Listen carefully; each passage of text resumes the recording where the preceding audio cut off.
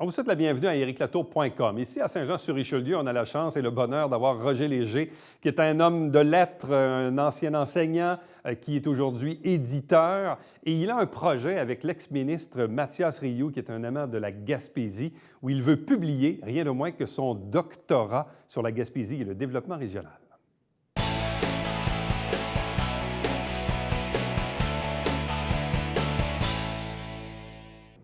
On prépare cette entrevue depuis des semaines, voire des mois, parce qu'on voulait que ça coïncide évidemment avec, oui, notre horaire d'enregistrement, mais aussi la visite d'un invité intéressant que nous parlait notre Joannais Roger Léger, et qui est auteur, écrivain, surtout éditeur depuis plusieurs années. On le reçoit souvent à l'émission. Et là, bien, il a réussi vraiment à nous amener son invité et nous parler de ce projet. Donc, je vous présente à l'instant d'abord Roger Léger. Bonsoir à vous. Bonsoir, madame. Accompagné de Mathias Rioux, bonsoir et bienvenue. Bonsoir. Et bienvenue ici dans la région de Saint-Jean-sur-Richelieu. Ravi d'être là. Bon, vous travaillez sur un projet commun depuis quand même quelques temps. Évidemment, on vous connaît, M. Léger, pour avoir travaillé, même on s'était vu l'an dernier, pour parler évidemment de votre amour de la Gaspésie, de l'Acadie, votre attachement, l'attachement à l'histoire et à toutes sortes d'ouvrages qui peuvent en découler et en parler. Et parlez-nous un peu du projet qui vous lie avec Mathias Rioux. Alors, c'est arrivé l'été dernier. J'ai appris par un ami que M. Rioux avait déposé sa thèse de doctorat en mai 2018. Voilà. Alors, à l'âge de 84 ans.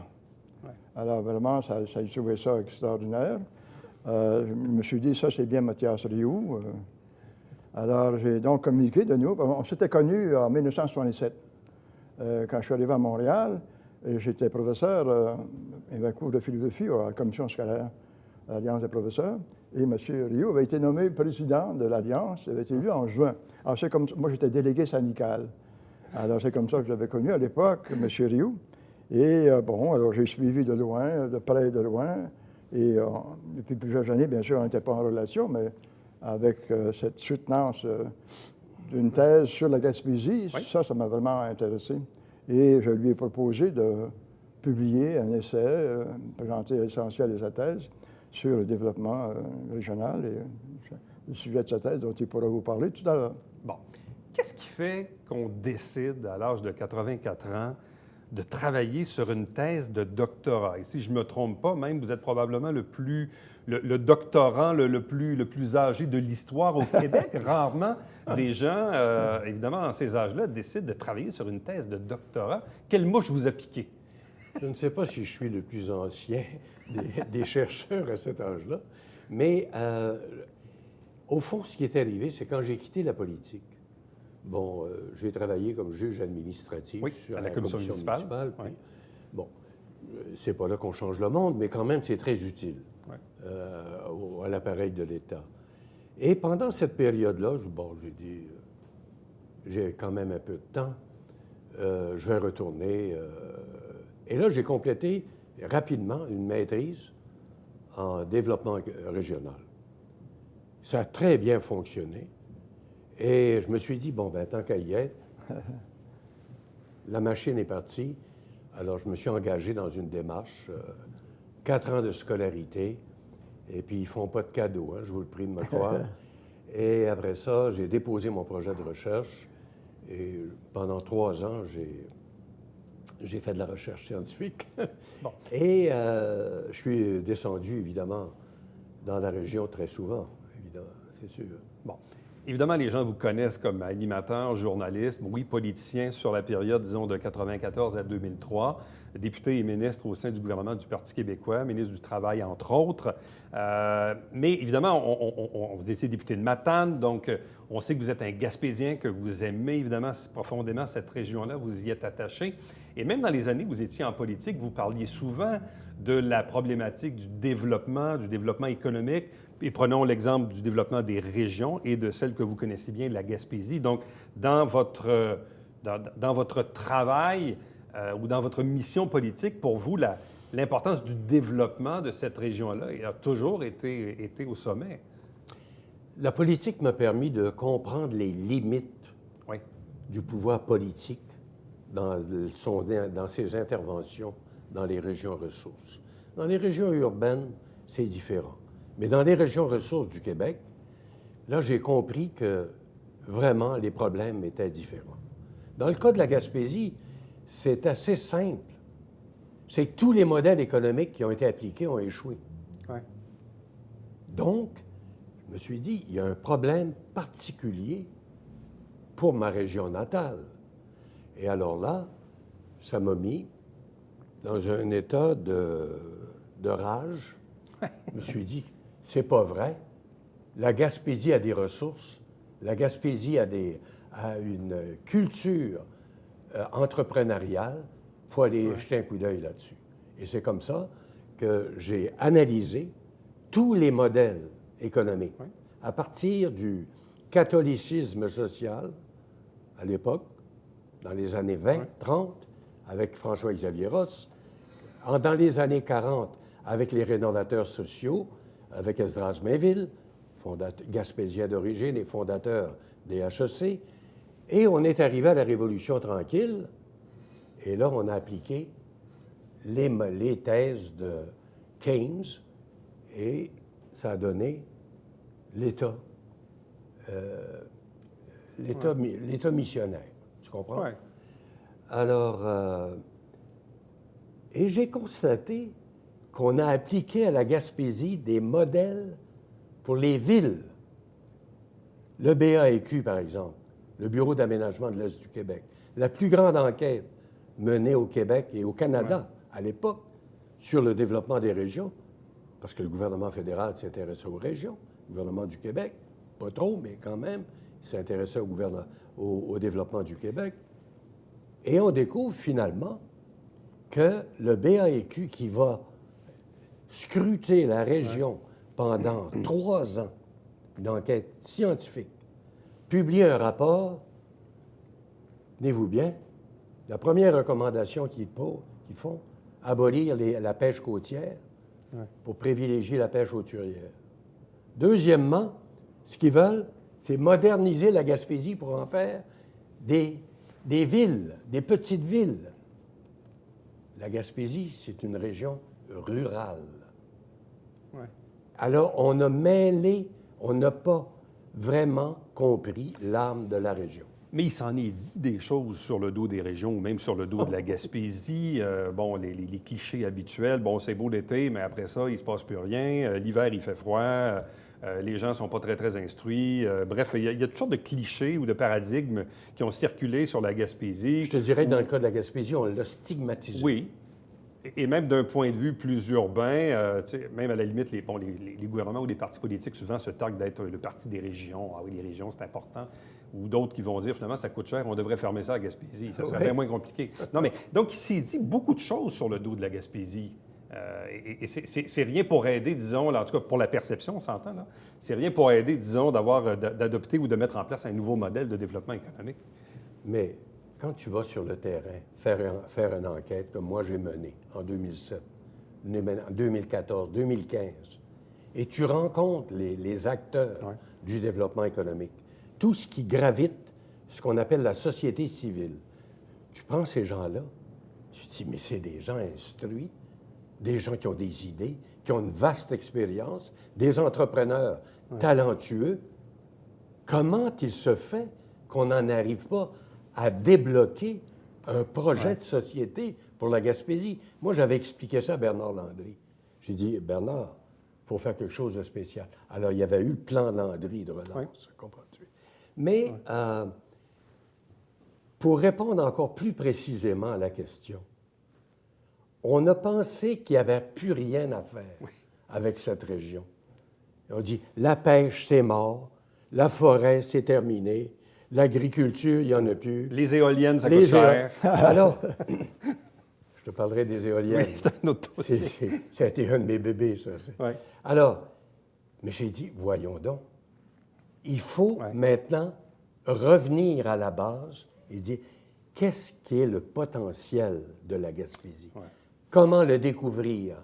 Alors, c'est ça que j'ai découvert finalement. Un gisement qu'on pensait inexistant, le savoir local.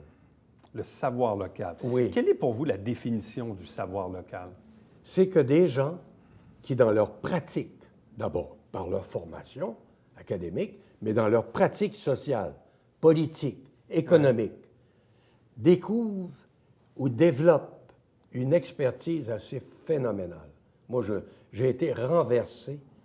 J'avais devant moi des gens ordinaires qu'on appelle, mais des savants, des gens lumineux. Alors, je me suis dit, ça n'a pas été exploité. Pourquoi? On pensait les modèles de développement à Québec, on essayait de les appliquer en région, ça ne marchait pas. Pourquoi? Parce qu'il n'y avait pas d'adéquation entre la politique et les besoins. Roger Léger, qu'est-ce qui vous fascine dans tout ce projet de thèse de doctorat de Mathias Rioux sur la D'abord, Gaspésie et le développement régional? le fait que M. Rioux ait publié ça à l'âge de 84 ans, c'était extraordinaire de finir sa thèse de doctorat. Et ensuite, j'avais publié là, en 2018, la Gaspésie aux oreilles. Je connaissais vaguement la Gaspésie. Oui. En allant faire le lancement en 2018, donc j'ai rencontré des personnes. Et quand j'ai parcouru la thèse de M. Rioux, ça m'a fait comprendre que le problème du développement régional, il existe en Gaspésie, mais il existe dans toutes les autres régions du Québec, en Abitibi-Témiscamingue ou ailleurs. Donc, c'est pour ça que je lui ai proposé de faire un résumé de sa thèse et de faire en sorte que c'est le rôle d'un éditeur de répandre des idées en publiant des livres. Il n'y a pas un problème de société, puis tu essaies de susciter des livres. Alors, je pense qu'avec le résumé que M. Rioux fera de sa thèse, et le livre paraîtrait quelque temps là, en septembre, probablement, alors ça serait un bon outil d'information. Il n'y a pas de démocratie sans information. Tout à fait. Donc, avec le livre de M. Rioux, ça sera un instrument pour que la population comprenne la nécessité de changer le modèle de développement dans une société. Donc, les régions j'ai un autre volume que, en lisant la thèse de M. Rioux, je voyais que M. Rioux mentionnait que M. Lévesque, René Lévesque, en 1978, avait proposé un projet de décentralisation pour lui de la démocratie. Alors, il y a un livre actuellement qui est en train d'écrire. M. Rioux m'a dit, rejoignez l'ancien sous-ministre de M. Lévesque, et je rejoins M. André Larocque, et son livre va paraître probablement à la fin d'avril, début mai. L'héritage, le titre de son livre, ça va être L'héritage démocratique de René Lévesque. Alors, les deux livres combinés, je pense que ça va façonner l'opinion publique, informer la population pour que le gouvernement, que le modèle qu'on applique au Québec, en Gaspésie ou dans les autres régions, on pourrait prendre l'exemple du modèle que M. Rioux propose, un développement régional. Ça peut se répéter ailleurs, dans d'autres régions aussi. Pensez-vous que la vision que René Lévesque avait du développement régional en 1978 serait la bonne à appliquer aujourd'hui ou qu'on doit, disons, en retirer certains morceaux? On doit surtout retenir l'idée de décentraliser le pouvoir. René Lévesque ne croyait pas ça, tout le pouvoir concentré à Québec, dans l'appareil de l'État. Il ne croyait pas ça. Pour lui, le pouvoir, c'est aux citoyens. Si vous redonnez le pouvoir aux citoyens, il va savoir faire quelque chose avec. Si vous limitez la politique ou le pouvoir politique aux partis, à l'Assemblée nationale ou aux appareils centraux de l'État, vous ne faites pas de développement avec ça. René Lévesque avait une idée simple. Il se disait, mettons entre les mains des gens au niveau local les pouvoirs, les outils fiscaux et également le pouvoir de décider. Parce que quand tu n'as pas le pouvoir de décider, on n'avance pas. Est-ce que c'est utopique de penser qu'on puisse, dans notre système politique actuel, réellement développer adéquatement nos régions? Je m'explique. Vous avez fait de la politique pendant près de 10 ans.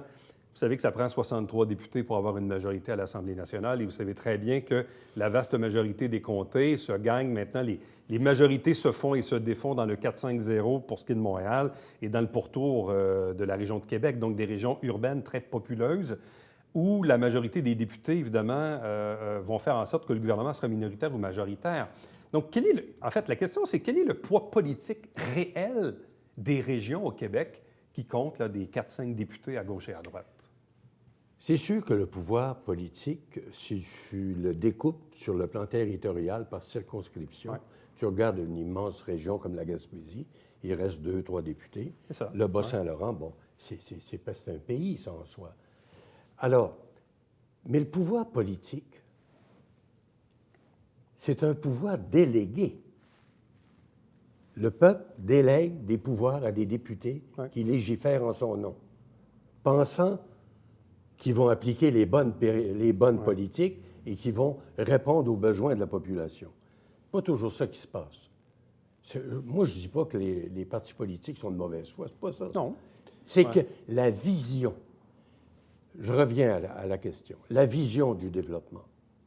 Actuellement, au Québec, on n'a pas de modèle, on n'a pas de politique publique visant le développement régional. On a eu dans le passé certaines politiques publiques. Quand François Gendron a publié son livre blanc sur les régions en 83, c'était un moment majeur. Quand le ministre Picotte a déposé sa réforme en 1992, c'était une réforme majeure qui redonnait aux régions du pouvoir. Mais ça ne s'est jamais matérialisé. Bizarrement, par manque de volonté, évidemment. Avec la publication de votre thèse de doctorat, qu'est-ce que vous souhaitez qu'il en reste par la suite? Est-ce que déjà, est-ce que le gouvernement, est-ce que le premier ministre, est-ce que le ministre du Développement économique, est-ce que la députation en Gaspésie est au courant de ce projet-là? Bref, est-ce que déjà ça commence à faire son bonhomme de chemin? Est-ce qu'on est curieux de voir un peu ce que ça va donner? Bref, quel sera l'impact réel de la publication de la thèse de doctorat? D'abord, je dois dire que si j'ai préparé cette thèse, c'est pour ajouter une pièce de plus à la réflexion sur le développement de ma région natale. Je veux laisser, c'est un legs que je laisse, intellectuel, un legs concret que les chercheurs peuvent s'approprier pour continuer. Maintenant, moi, je ne désespère pas. Je ne désespère pas parce qu'on l'a expliqué tout à l'heure. On a eu une belle période au Québec.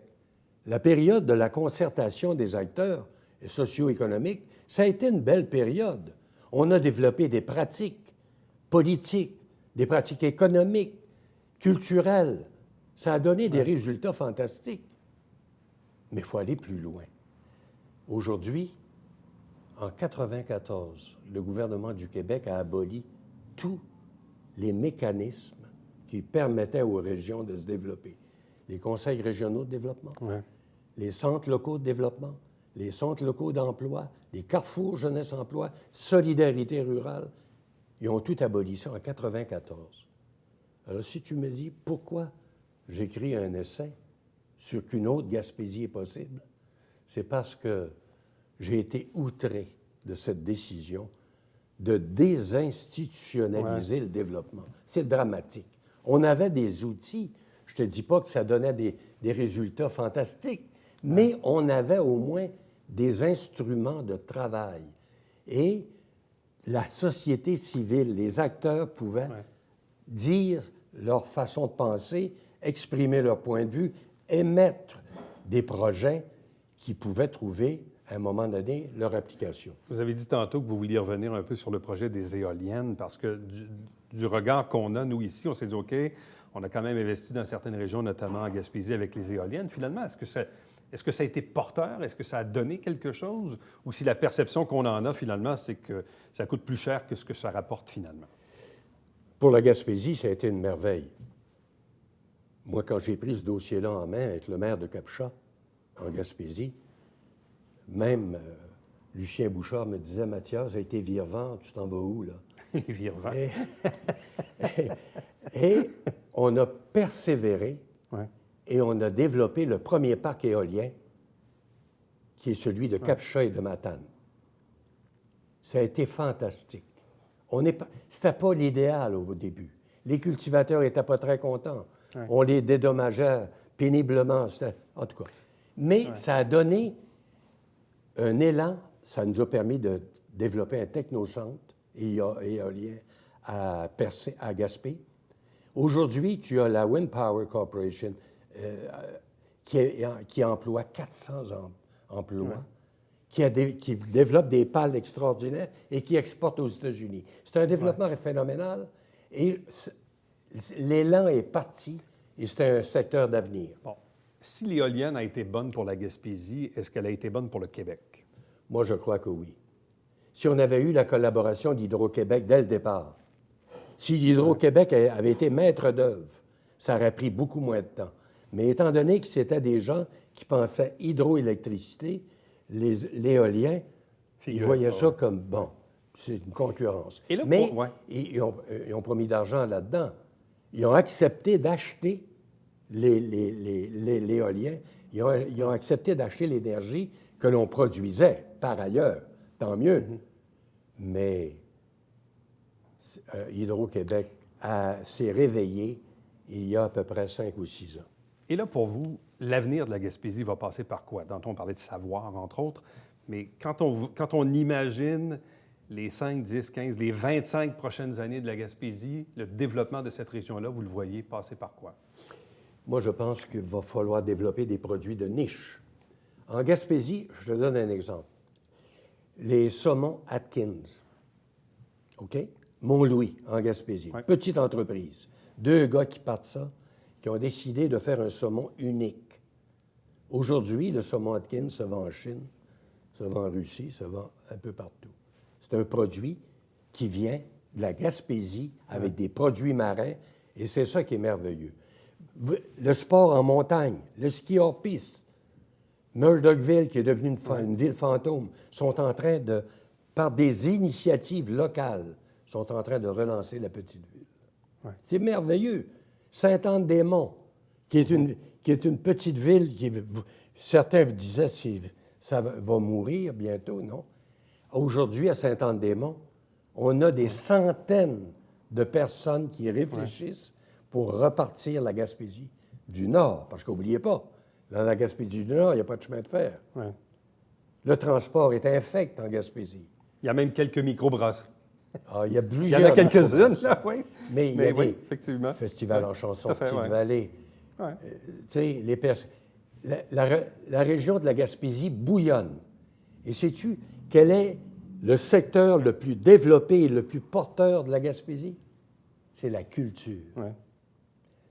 C'est pour ça que cette région est d'une richesse incroyable. L'avenir de la Gaspésie est entre les 2 oreilles des Gaspésiens.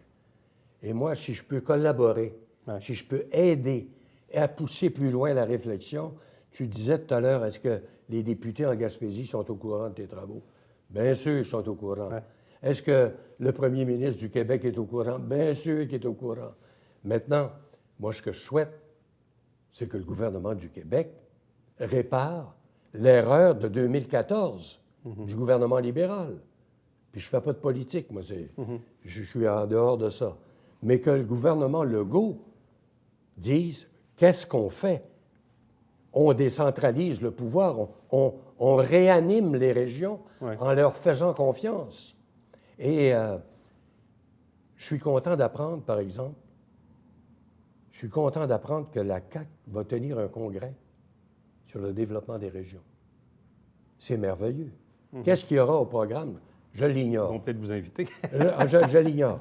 Mais je suis heureux de constater qu'actuellement, dans l'appareil gouvernemental, il y a un premier ministre qui dit « Ouais, si on développait les régions selon leur génie, ce serait peut-être une bonne idée. » Alors, je souhaite que le gouvernement prenne conscience qu'il y a un problème avec les régions ressources. Et sais-tu ce que je lui suggère? Je lui suggère de tenter une expérience pilote en Gaspésie. On donne du pouvoir, parce que tu sais que les petites municipalités, les MRC, ils n'ont pas de pouvoir. Très peu. Très peu de pouvoir. Très peu. Mais on leur confie un paquet de responsabilités, puis on ne leur donne pas d'argent pour réaliser, tu sais. Bien alors, moi, je dis, prenons donc l'exemple, vivons donc une expérience pilote, on va analyser les résultats, puis si c'est bon, on va l'étendre aux autres régions. Roger Léger, donc, publication de la thèse de doctorat de Mathias Rioux quelque part en septembre. Oui. Vous avez d'autres projets aussi sur le feu? Oui, oui. Le livre sur M. Lévesque, ça va toucher à ces problèmes-là. Vous allez voir la liste des réformes que M. Lévesque proposait et que M. André Larocque est en train de résumer dans un livre. Là. Et toutes les réformes qui n'ont pas été faites, que dans son combat, M. Lévesque avait perdu, je pense que le livre va être un aspect important de la prise de conscience. Il faut faire l'information. Toutes les mesures de décentralisation, la réforme électorale, l'initiative populaire, toutes ces mesures-là, vous allez voir dans le livre, il y a toute une liste. Ça va être un livre qui va compléter celui de M. Quand René Lévesque a voulu décentraliser le ministère des Pêches à Gaspé et qui s'est heurté à la machine gouvernementale, il avait fait cette déclaration superbe. Il dit, c'est plus facile de laisser monter la morue jusqu'à Québec que descendre des fonctionnaires à Gaspé. Ouais, c'est très bon. On va terminer l'entrevue là-dessus. À vous deux, merci beaucoup, puis bonne chance dans vos projets futurs. Et félicitations encore une fois pour avoir complété une thèse de doctorat. C'est quand même, il faut le faire. C'est un pas pire projet que ce retour aux études. C'est moi qui vous remercie. Merci. Restez avec nous. Au retour, on vous présente le Manière quotidien.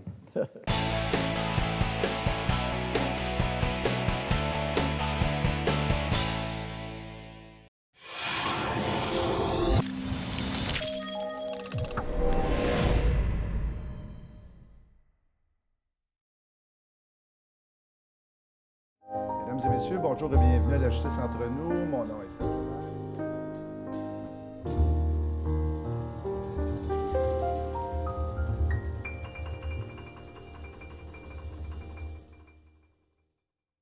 Salut, ici Alexandre Baudouin. Et François Trépanier. François, l'émission cette semaine est pas mal consacrée à ce qui se passe sur la patinoire. Oui, on parle de hockey des Forts de Chambly avec Marc-André Hull et on parle de patinage artistique avec Justine Brasseur. Et Laurent Duvernay tardif à gagner. Yes! Yes!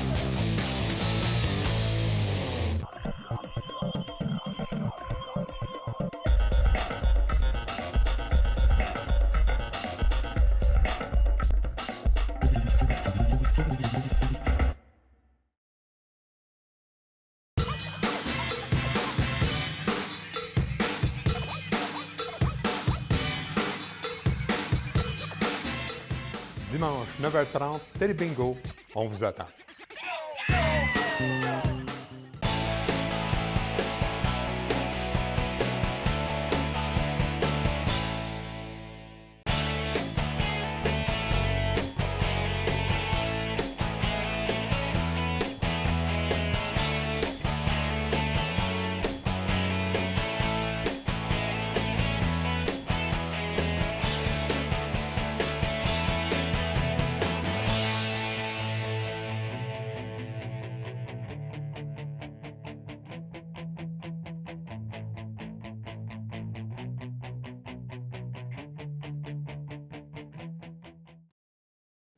Signe que l'été s'en vient, la Société de développement Vieux-Saint-Jean est à la recherche de talents pour meubler sa prochaine programmation d'un été chaud 2020. Donc, si vous avez de l'intérêt, vous avez bien sûr les informations à l'écran. N'oubliez pas, si vous manquez l'émission sur le Conseil de ville, elle s'appelle Saint-Jean-sur-Richelieu et elle se retrouve également sur notre site Internet www.tvhr9.com. À demain. Bye-bye.